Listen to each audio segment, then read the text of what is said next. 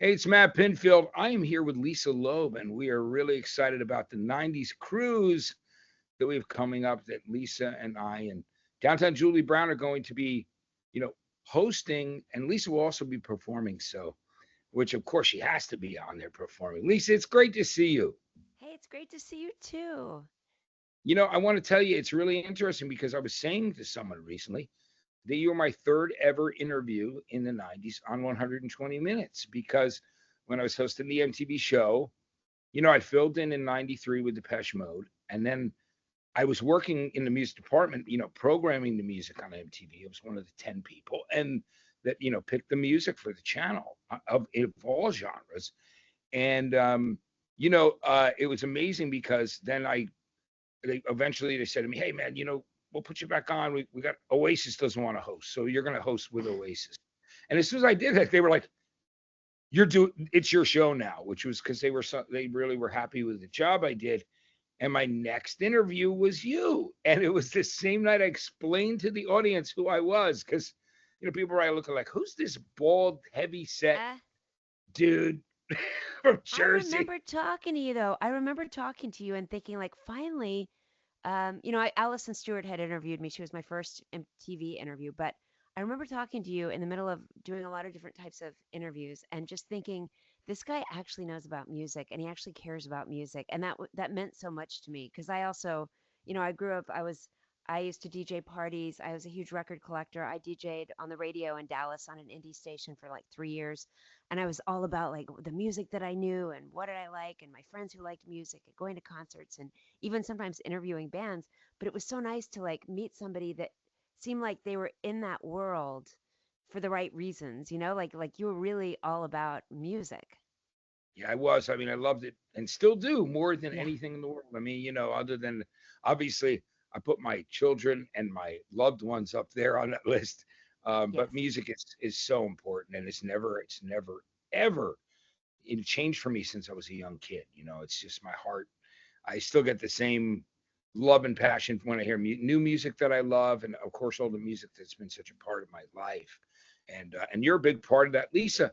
It's amazing that at that period of time too, when Stay came out and was part of Reality Bites, it was just a beautiful thing because it made everybody feel like all us music lovers in the '90s that look, this can happen. A record can go to number one without a major label at the time behind it, just on the power of the artist and the song themselves. When you look back on that, because no one had done that before in history, where a record went to number one on the charts because of just on the strength of people absolutely loving and gravitating to the song, and that started an incredible career for you.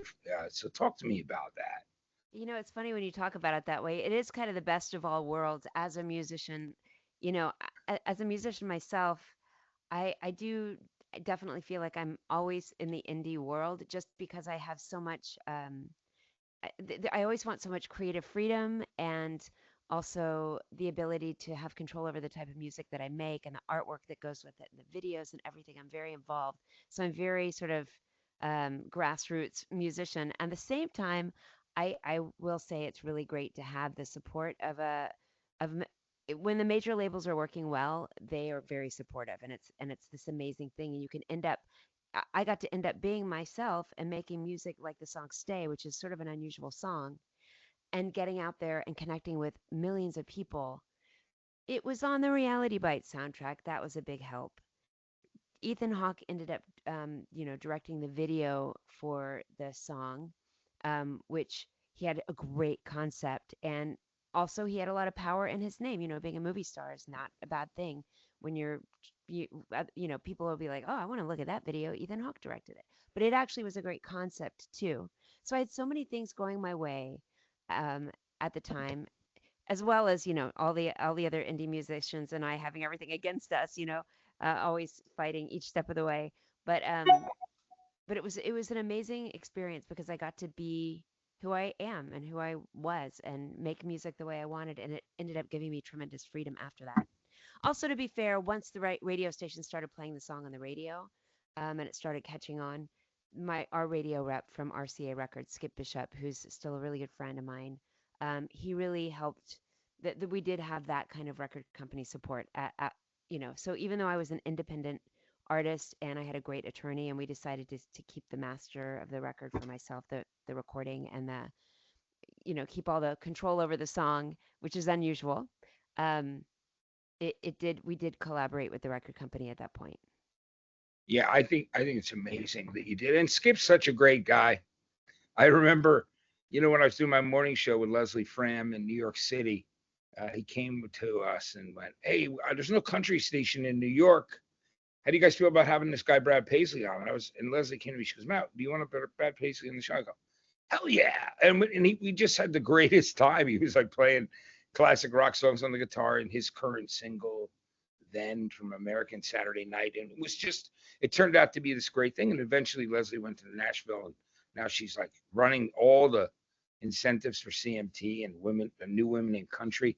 And so it was just so when you brought up Skip Bishop, that reminded me right away of that Yeah, kind good. of cool fun thing we did, because Yeah, music's music at the end of the day, and yeah, it's great, and it's. exactly. And to be able to connect with people through music. It might not make any sense if somebody is listening and they're not in the music business, but sometimes you get the feeling people are more about the business than the music. And so it's always, I gravitate towards the people who just love the music.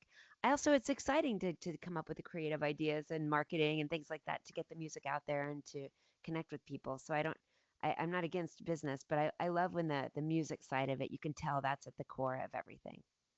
Yeah, absolutely. We gravitate towards those people, which is Yeah. the thing that we've always done. And I consider us, really lucky and blessed to be doing things that we love. And all these years later, we're still rocking and going. It's great. You've got a new record. What's it all about? Too. Talk to me about some of the children's records that you've done, because I love that you went also and decided that you were going to do some stuff and create things for children and tell me what was the main motivation when you decided you want to start making records like that. Yeah, it's we it's strange. It's not we were talking about music being at the heart of everything. And music was at the heart of this, but it was a business thing actually. Barnes and Noble Records asked me if I would want to make a record that's different from my grown-up records, and I'd made a lot of grown-up records. I call them grown-up records. They're just records. Um, and I go to Barnes and Noble a lot. I go to a lot of bookstores and I love reading. And I realized at that time people were selling less and less records and people were not spending as much time in record stores, but people were spending time, sometimes when you'd see a record at Whole Foods or at Barnes and Noble, you were more, it was like a surprise. And so I felt like this might be an interesting partnership. I do want to make a record with them. So the kind of record I wanted to make that was not a grown up record, I'm a very nostalgic person. And although I had no children of my own or was even close to having children of my own, I, um, I realized some of my favorite entertainment growing up was the kind of entertainment sometimes you didn't even know if it was for grown-ups or for kids, like the early Sesame Streets from the 70s or Steve Martin or Fernwood Tonight or Free to Be You and Me or Really Rosie, which was really a Carole King and Maurice Sendak record. And I loved the sound of a lot of those records. Um, they had a great playing, real people playing, and a lot of storytelling and silliness, and also sadness and seriousness. And I wanted to make music like that. So I started making kids music, and I started with a record called Catch the Moon with my friend Elizabeth Mitchell, who's got a band called Ida, as well as she's also a well-known children's artist. But she was also my freshman roommate in college, and we had a band together for 6 years called Liz and Lisa. And so it was a really great way to reunite and to ask her to show me how she does what she does because she produced the record. And I wanted to make records like what she was doing for kids, really authentic sounding songs. And I went from there and I started to dive deep into nostalgia, like my favorite summer camp songs and writing summer camp songs and creating a foundation to send kids to summer camp. And then writing silly songs and songs for movement. And it was just a really great place to play around with writing and making music and working with a lot of different musicians. I've collaborated with Steve Martin, Jill Sobule, Dave Gibbs from Gigolo. I call them Gigolo Aunts. Kay Hanley from Letters to Cleo. Uh, Craig Robinson sang on my record, and I get to work with a lot of different people work with a lot of great musicians, some from my real band, some that are just musicians that I know, Lee Sklar, Jay Bellerose, all kinds of folks. And I've made record after record of all different kinds of music that I love. That is, again, it's nostalgia for me. Even my newest record, that's what it's all about. I mean, that's what it's all about. It's the Hokey Pokey. We did the Hokey Pokey, as well Yeah. as a bunch of old songs from my childhood songs my parents used to play for me, and also some new songs we wrote. But I love playing around in that field of my own childhood. And now I have kids. They actually listen to a lot of grown up music, like Tyler, the creator, and Billie Eilish, and they introduced me to a lot of music. But I like making music that I imagine that is for children, and I there think are a it's lot of great. kids who like it too. Yeah, and you started 2003 when you did the first album, so now it's been over 20 years. You know what I I mean? know, it's crazy. To me, it's like this new thing that I do, but I've been doing a lot of it. And still making grown up music too. Yeah, and like the albums in between. You know what I mean? Like No Fairy Tale, Lullaby Girl, things like that. Yeah. So and Simple Trick to Happiness. So you were, I love that you actually, you can straddle both worlds and have a really great time doing it. And Kay Hanley, of course, too, from Oh, Letters to yeah. Cleo, having done, also children's music. I just think it's great. Lee Sklar, what a great musician, and Yeah. boy, And and he Dave, literally, it's a lot. and Lee Sklar can literally help us get that sound of those records from the 70s because he played on them, and we've got great musicians who can come in and like, I mean, we're in the studio, so it's not like a live band recording, but we are playing together often, and then we overdub, and so you get music that's really glued together with really nice arrangements that really like people of all ages want to hear. Yeah, absolutely. I think it's great. And Lisa, it's exciting. I feel great about this. I'm pumped that we're going to be on this '90s cruise together. Not only co-hosting, because I love telling people that you're going to be there, because you were again an important part in this journey of mine. With MTV in 120 minutes, but also, it's just like you were always so through the years, always so great to to deal with, to interview, to talk, because you like myself and like so many other people love music more than anything. It's your lifeblood, which I think is fantastic. Are you Yeah. excited? Because a lot of the guys that are the bands that are playing on here, you've performed with before throughout the years, right? So tell me Right. about that. Yeah, well, I'm excited to go on the 90s tour. I have performed with some of them, often in radio shows and things like that through the years. Um, but it was funny. It's funny. Sometimes I talk to other musicians from the 90s too, and you didn't necessarily know exactly what was going on in the 90s because you're out there making records and playing. I mean, I remember playing at the same venues as like Blues Traveler and Spin Doctors, Jeff Buckley, Ani DeFranco, Joan Osborne, like all these clubs in New York City. But then it was funny to be an indie artist all of a sudden on pop radio because then I You started like getting blues Wetlands? shows. Remember you played Wetlands, I'm sure, and some of the Yeah, other that's venues. exactly what I was thinking about with like especially like Joan Osborne and Blues Traveler and oh, Hootie and the Blowfish. I was just interviewing Mark Bryan from Hootie and the Blowfish and he reminded me, yeah, we all played on the same in the same places in New York City. Lone Star Roadhouse was a big one. And Yeah. then there was the places we'd play with like the Cottonwood Cafe where Sean Colvin would also play or Dar Williams or I don't know, there was just all these different worlds of music. Remind me, there's so many bands playing at in the cruise. Do you So have the lineup? so it's well, I can say Gin Blossoms, Oh yeah, uh, Collective Soul, yeah. uh, Fastball, Everclear, I Jesus love Jones. those guys so much. Yeah, it's gonna be a great one, and I mean, it's a long list, of folks, and it's gonna be so much fun because it's great. Because again, it was an exciting time uh, when there was just so much great new music coming out all at the same time. It seemed like, every other day there was another great Yeah. single or album that was Well, dropping. And when I was coming from radio, alternative radio, which was all encompassing at the time. I mean, it played so many different things, things that were on even like, current hip hop, whether it was Disposable Heroes of Hip Hop or CPM Dawn yeah, yeah. Oh, or like, PM Dawn. yeah, or, a definition of sound to, um, you know, just like all those other bands that I mentioned. It was an exciting time, and so, and I look at every time it's an exciting time. I mean, for me, just the experience of being around great music, but it's going to be a real celebration of that period of time. It was very fertile. I I mean, a have to lot of say, great. yeah, I find that, and it's funny. I recently went to an '80s an '80s concert in Dallas, and it was Thomas Dolby and Tom from the Thompson Twins, and I'm on first name basis with them now. But anyway, Tom uh, Bailey.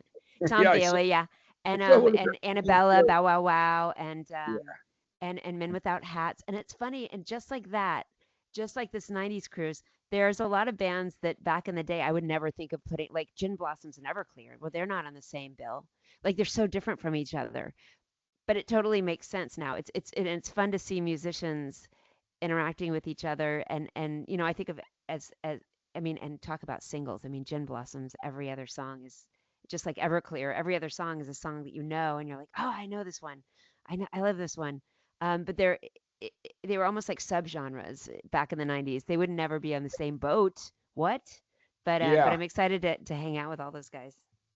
I really am. I think it's going to be great. I mean, because like I said, everybody has these great songs and this great catalog of songs that mean a lot in a lot of people's lives. And I mean, and I love the fact that they all just are playing together and sound absolutely great. And you mentioned Mark Bryan. One night me and Mark Bryan were at a radio convention, and we led this sing along that went from him playing and us calling out like 80s and 90s songs. It just happened to be that way. This is like, I would have to say this is like 2012 or 13.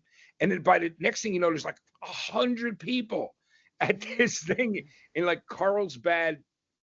I think it was California, yeah, near San Diego. San Diego by the belly up. But Yeah. we all of a sudden it was me and Mark sitting on like in this suite because it was like an after party where all these people were playing. And the next thing you know, it just turned into this amazing giant sing along from REM songs to, you know what I mean? It was just a great time. I'll never forget what an organically cool night that was. Yeah, And that guy, he loves music. That's what's fun too to talk to as a musician selfishly to be on a cruise like this with other bands that I admire, that I know their music and I know them personally and I get to hang out with them more. And it's funny because even though we're all out there playing our hit songs and other music, newer music, um, we're all still like really into music. Like when I see Art from Everclear, I mean, we love talking about music or what our lives are like, and there's just this still this like, again, the chorus music, like this, and it's nice to be able to talk to peers because often um you're out there with just your band, and then the audience, and the audience is great, and now in the 2000s as we get to communicate with our audiences like we never have been able to before. It's this crazy thing. If I were a kid and I got to, direct message my favorite musician, that would be yeah, like mind blowing, changes everything. But it's fun for musicians as well to be able to hang out with each other and talk about life behind the scenes. yeah, it is great. What were some of the earliest things for you, Lisa? Like what was your introduction to music when you were young, or what Well, was one again, of the like first it things you goes back to grabbed? my kids' music. I think I've been thinking about this a lot because with my record, that's what it's all about. When people ask me like, "What are these songs?"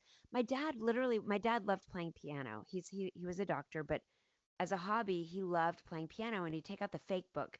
Fake books are these huge books. You see jazz musicians have them. I think they used to be illegal because of publishing, but they have the melody of the song and the lyrics and then little chord changes. And so you could flip through these pages and play your favorite songs. And he would play songs like Maresy Dotes and Dozy Dotes and Little Lambsy Divey, or Oh, give me land, lots of land, don't fence me in, these old songs, and I would sit next to him or on his lap, and he'd play Raindrops Keep Falling on My Head. So just being there with the music was a big deal. Also, my mom, there's four kids in our family, and we spent a lot of time in the car, and so listening to songs. It's funny, my dad, my mom, my older brother's a classical pianist and a conductor, and I said, well, what did you play for him, when you were pregnant? And she said, oh, I, classical music. The doctor said to play classical music. So he became a classical musician, and so did the doctor's kid. But I said, well, what did you play for me? And she said, oh, there was this song about a stairway to heaven. And, you know, Led Zeppelin and all the stuff that and songs that were on the radio in the 70s. And I remember we had a housekeeper who'd vacuum and play the Mamas and the Papas on a little turntable in the living room. The one with the cover that had it was die cut where it was like you could flip the faces and change the faces onto the change Yeah, I it was the remember that faces or record. half the faces onto the other faces of the Mamas and the Papas. But Yeah, it was called listening to Mom. albums or being in dance class with my mom, my mom took dance class. She was a dancer when I was very young, and hearing "It's a Beautiful Day." They played that when they were doing choreography. Do you remember? White Bird by It's a Beautiful White Day. was a song. Yeah. Yeah, yeah, And so I had music everywhere. There were even some of our toys that came with music, like we had Barbie dolls, but there were these little dolls called Dawn, and they did a series of them called the Flower, was it the Rock Flower Girls or something? And they came with these little singles. Like when you get a magazine when you're a kid and had a single in it that was a fluffy yeah. single that it was like translucent. This was a plastic single you could stick on your record player, and you stick the doll on top, and the doll would twirl around, and it would play these groovy 1970s songs that were specially made for a band. So those are some of the places that I learned music. That's great. I love that story. I think it's, and I'm glad it, it certainly paid off with the family that there was music around you at all times. It was all, Yeah. your And it your went mom and from there, like uh siblings would come up with music. Like my little brother, I think, was the one who caught on to Kiss. And so we'd all pretend like we were Kiss in the living room playing the instruments on like the ottoman and and then we loved Elton John. We went to see Elton John in the 70s, early 70s, and Neil Sedaka, and we just loved music and the Queen, and it just went from, and that was when we were really little, so it went from there, to where we were choosing our own records and listening to what was on the radio, soft pop. yeah, yeah. Neil Sedaka and Elton John, "Bad Blood." You remember Uh, that song? yes, and the That's a one that great he did pop. with his daughter Dara or Dara. Did he have a Yeah, daughter named like Dara Sedaka? No, they did a I song too. yeah. I mean, I know that it was wild because Elton resurrected his career. It was kind of like in the way that Bowie and Elton would. Elton had the opportunity with Rocket Records to help his old friend Kiki D, and then you Yes. know, Oh my God, I and, love "Don't Go Breaking My Heart." yeah, I got and to I see them at Live Aid. I was at Live Aid in London in 1984. I was studying theater in high school, and I was in London, and I told my friends, "Hey, I heard there's this cool concert. We got to go." So we bought tickets on the street, and we took the tube way over there, and we saw the show. And I that's didn't know amazing. Thomas Dolby was playing keyboards for David Bowie at that show. I didn't know that. Yeah, it's Oh my God. incredible. Yeah, that's But such an. yeah, and also Captain and Tennille, right? Sedaka is back. And in they sing Sedaka is back in the song you know, Love Will Keep Us Together. Love Keeps Together, they're a big hit. Yeah, absolutely. Yeah. Neil Sedaka, I mean, he wrote a lot of songs for a lot of people. And I thought it was cool. Like, it's in the way that Elton John had, like, used his record label to resurrect Neil Sedaka's career. Yeah. Cliff Richard, I mean, with Devil Woman, those were Oh all hits. yes. Oh my God, So Devil those were all Woman. Elton. He loved them, I guess, as a kid growing up. And Kiki D had been kicking around for a very long time. And then had that hit, I Got the Music in Me in the 70s at Yes, Elton. I got the music in me. Yeah. Yeah, which Oh is a my God. great song.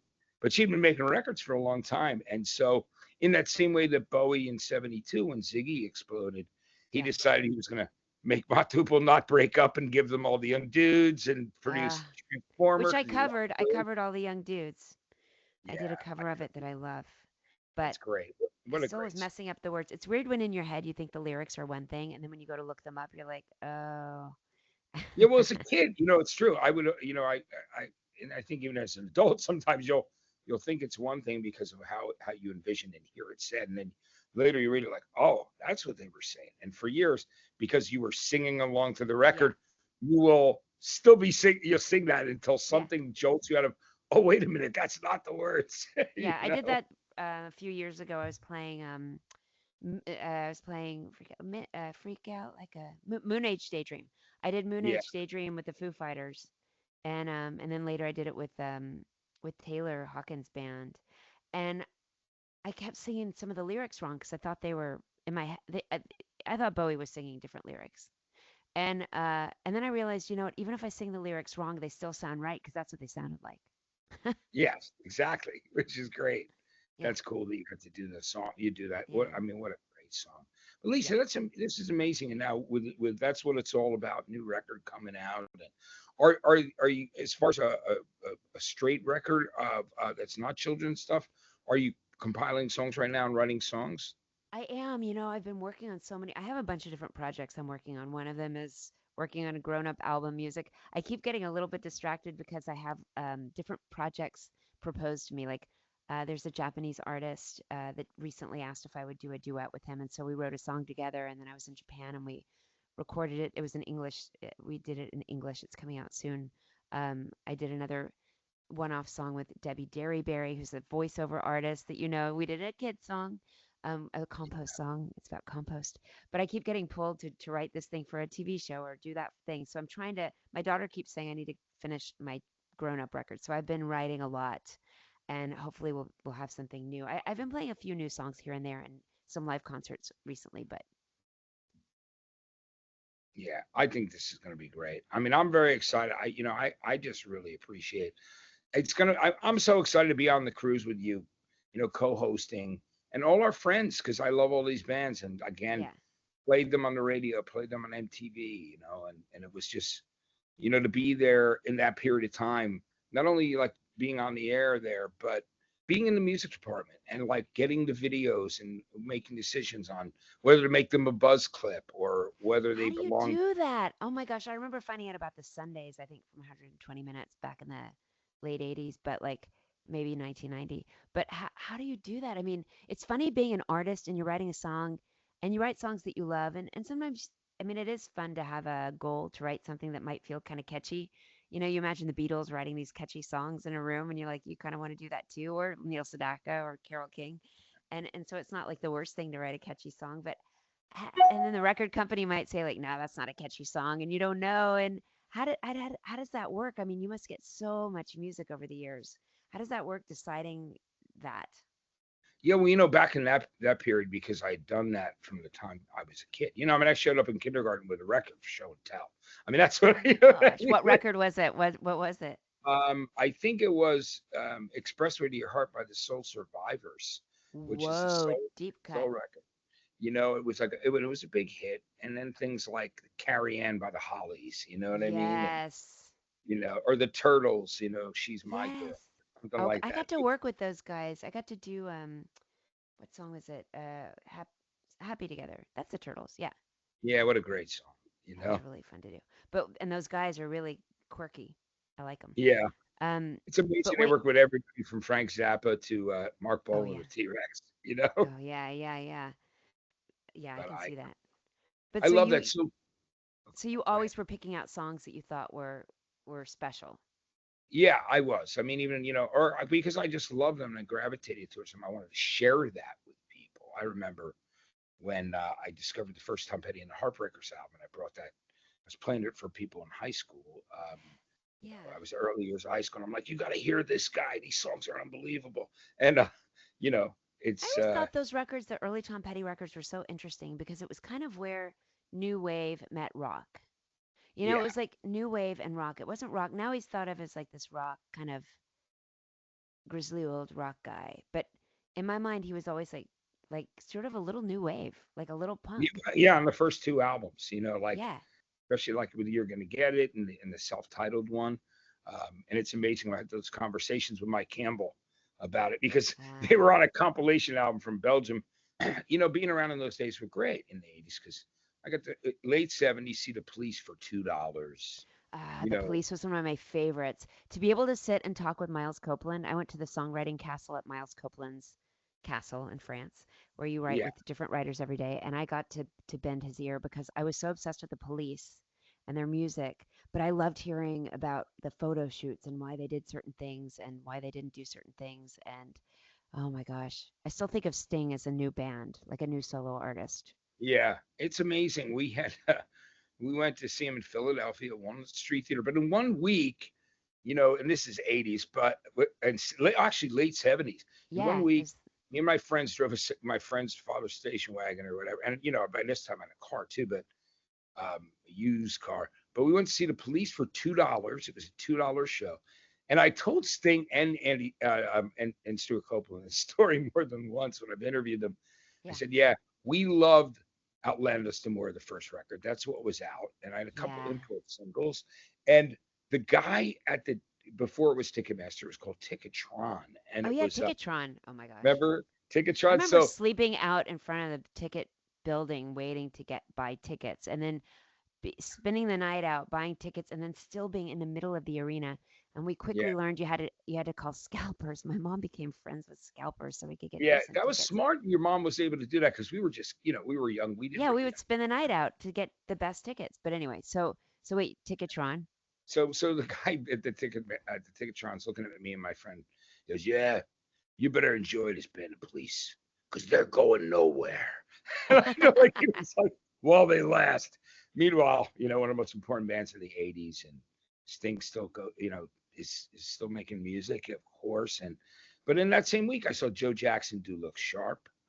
I Oh saw wow. Elvis Costello and the Attractions do this year's Model. Oh It my was like all in gosh. one week. It was like there used to Yeah. be like the '80s and '90s, late '70s. There were bands playing every other day, and they are now too. I mean, I live in Los Angeles, so there's Yeah. always live music, and I'll be at a show tonight, and a show tomorrow night, and a show Sunday night. So I it's know. like, I really wanted to see the Rescues last night. I love the band The Rescues. I don't know if you know them, but yeah, they're amazing and they played last night. They're playing tonight. And then also Ingrid Michaelson put a new record out and I really wanted to go to and support her her. Yeah, record. Yeah, I really the record's a great record and I wanted to see it live and go visit and everything. But I had to help my son with his homework. I'm also a mom, so I get to do things like prioritize math homework over going to see a concert. yeah, and you have But to. my yeah, but my And kids love music, so like we recently saw the Foo Fighters, and we were going to the Austin City Limits Festival. My kids really want to see Tyler, the Creator. Uh, Lila just went to see Claro the other day. And tickets are not $2 anymore. Let me tell you that no, they're not. In fact, that was a cheap show. Usually they were up they to were more five. like 750 or 1650 or something, right? We're like Yeah, 1250 for a ticket. yeah, I it used to was see a lot of shows. Robert Plant. I remember seeing Robert Plant. Well, David Bowie, The Police, The Go yeah. Go's, Go-Go's were great, and you know, yeah, I mean it was unbelievable. Seeing David Pretenders. Bowie, you're talking about Queen and David Bowie. They're some of my favorite live shows ever. I saw Queen Night at the Opera in the You Beacon Theater. saw that? I'm so jealous. It's one of my Yeah, favorite records. it's like because I fell in love with.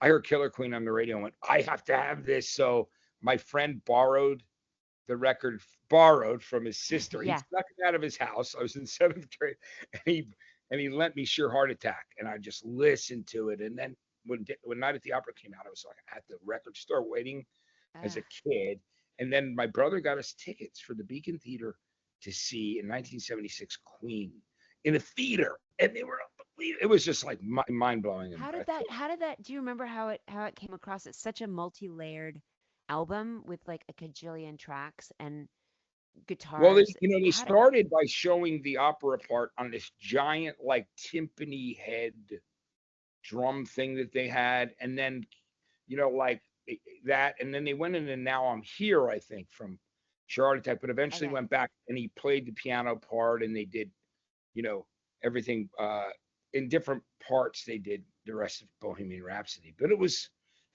I used they to were call radio amazing. stations. Oh my God, I remember we used to have these a cardboard house. We were little kids. Cardboard house that you would draw on with colors and markers. I think I Yeah, was like in second or third grade. And we had a phone with a little cord on it, the little boingy cord, the little spiral cord, and we would call the radio stations and say, um, "Can you play Bohemian Rhapsody?" And the DJ or whoever was answering the phone would say, "Would you have that record?" And we'd say, "Yes, we do." And they're like, "Well, go listen to it." And they wouldn't play yeah. it for us on the radio because it's too long, or they just wouldn't play it. 641, he didn't want to like play the song.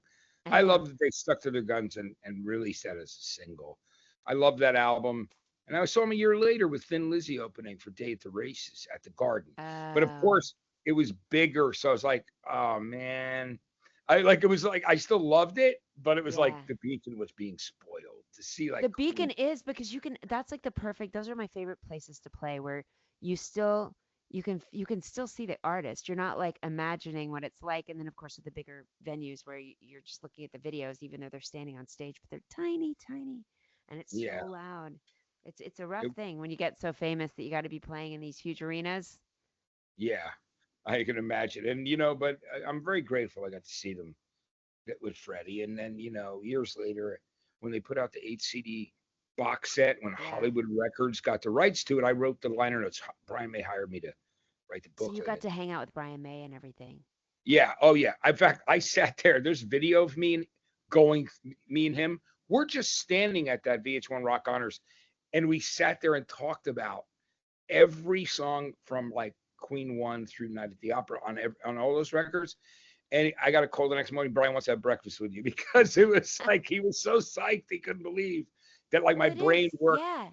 I knew every song in order from those Queen records. Well, it's funny too because again, it comes back to the musician, you know. Yeah, you're putting a record out and you're moving along to the next one, but those are your babies, and especially like Brian May or a lot of us, we sit and we're so involved in every sound and every EQ and every choice that was made on that record in the order of the songs in the part of the song you don't hear and the fade out or how the song ended every single thing, and so you don't get to reminisce about that very much with too many people because the, the people don't it's different, so for you to be able to do that with him, I bet that was really cool for him too. It was an incredible experience. He's what a lovely man he is. And you know what? You'll appreciate this because you mentioned Taylor. Do you know Taylor's first ever press ever was right when he joined the Foos? I knew how much he loved Queen because we would hang out when he was in Oh Atlanta. yeah. We were, every time he come to New York, he and I would go out, get together. And so when I wrote those liner notes, of course, I mentioned people that you knew loved Queen, like Axl Rose, but I put Taylor Hawkins in those liner notes. It was his first printed press about him Oh ever. my gosh. I was talking to his son Shane, like literally around Christmas of last year about that. Oh We wow. miss Taylor, of course. Yeah. But it's just it's a beautiful thing we get to share music with our children. And this is going to be great with the cruise, Lisa. I'm so excited because is your husband going to go? I don't know if any of my family's gonna go because my kids have school. They So do. Yeah, I and understand. we have a push and pull about pulling them out of school for different things, and they may. My son was on tour with me this summer. I was out for a few weeks doing solo shows and playing with Straight No Chaser, which is an a I cappella like singing those. group. Yeah, they're I really like those talented, guys. and they just They're did incredible. a 90s EP, which is really cool. They covered my song and a bunch of other songs, but so my Their son went voices with are me, incredible. incredible, and so we had a great adventure, but especially that I'm hosting and playing concerts. It's Yeah. not exactly a vacation. It's going to be No, for the people who are on the boat. It's going to be really they're gonna fun. have the greatest time Yeah. ever because like the music is gonna be great, and you're not gonna be having fun. And Julie Brown, downtown Julie Brown, we're gonna have a blast. I mean, I'm I keep excited thinking about of soft serve ice cream. The cruises I've been on before, I keep it. walking by the soft serve ice cream Oh my God, machine. it's the best. I love that. And my friend thought it was really funny. One of the last ones I was on, and he videotaped me like, and he would just kept the soft serve coming out, so it like turned into this gigantic, like match. Because I love ice cream. Yeah, Like me listen, too. I got to be careful though. I'm like, I'm not going to pass by the soft. I have to make soft serve ice cream plans in advance. yeah, exactly. We're gonna, you know what I mean? Exactly. Moderation, We'll make it moderation. special. I'm really good at moderation if you want to stick with me. I'm Yeah, really, really good at it. It's one of my that'll be fortes. yeah, that's fantastic. Yeah, my girlfriend who's That's not very met your glamorous, but husband. yeah. My girlfriend will be with me, Kara. So it'll be great. We'll have a good time. I'm looking forward to that. And she's been a fan of yours for forever. So it's gonna Sweet. it'll be a nice time. And I just think it's gonna be great because all these guys, we're just gonna, like you said, you put Art from Everclear and all the guys from all these bands. I'm just Gin excited. Blossoms, I haven't hung out with those guys in a while. I used to see them in Arizona when I would go there. We have a chef friend in common, and we'd hang out with our friend Mark Tarbell. So I can't wait to see those guys too. Yeah, I love them. And it's always been cool too when Robin or Marshall Crenshaw sing with the Smithereens. I know they're not on this, but since Pat Denizio passed away, when Yeah. he goes out and Yeah. sings with great. But I Uh, love those Jim Blossoms records. We still play all this stuff, including your stuff, on the radio all the time, because it I'm still still feels current saying too. It it feels does. current. It doesn't feel like the olden days. Doesn't. Because you know what? All that music holds up in such a great way because the songs are really strong and the recordings were done well. And it wasn't in a period where there was a lot of, studio trickery kind of thing. It was a lot of it was more organic. I think there was Yeah. a time when the sound found like kind of a more, it was it was more universal, I think, with recording techniques. You know what I mean? So it sounds really, I was really good. thinking Things. when you said trickery, immediately I thought of ELO, the part in the song where everything goes that big Yeah, phase where everything flips over. yeah. Um, I love yellow though, right? I want to see them so badly. I got to see that tour with Rooney. I love Rooney also. Oh I yeah, saw the Rooney's great. Dawes ELO, but I got to see. I may even go to Dallas to see ELO. I don't Yeah, know. listen, I just played on the radio yesterday. Do you back to back with Juliana Hatfield's "Don't Bring Me Down," and I I'll love play that she. like, I'm so jealous she covered that. I was gonna cover "Don't Bring Me Down," and then she did a whole album of ELO and Olivia Newton-John, two of my favorites that I'm like yeah, obsessed with. I, and I she hadn't did the told you about that. Police too, which is And the Police, like, all my bands. I'm like, dude. No, but I talked to her about. I interviewed her as well right when that ELO record came out, and I was just yeah, like, oh I love man, that that's so stuff. smart. And then you get to get inside the music. That's what I love about doing covers. You really get inside the music. Sometimes it takes some of the magic away, but sometimes it just gets you really into it. Yeah, it's a beautiful thing. I mean, I haven't seen this final tour of ELO. I want to see one of the shows, but I saw the last one, and it was Yeah, just me too. amazing. The Amazing. songs, And for me, the stage where yeah, you could look down on it and it looked like almost like you were on a turntable or something.